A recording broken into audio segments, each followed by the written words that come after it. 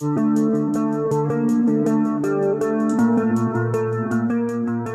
hanya selingkuh, Desiree Tarigan juga dituding melakukan penganiayaan terhadap asisten rumah tangganya.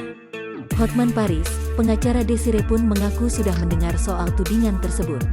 Ia lantas meminta tanggapannya kliennya. Menanggapi itu, Desiree Tarigan dengan tegas membantah itu.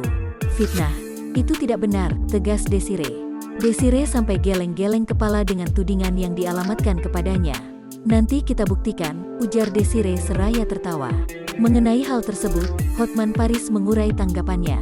Hotman Paris lantas membela sang klien, Desiree. "Kalau misalnya, saya melihat handphone pembantu saya, itu masih normal. Apalagi itu handphone pacar. Berarti ada mastermind di belakang laporan ini. Enggak pernah ada itu penyekapan," ungkap Hotman Paris.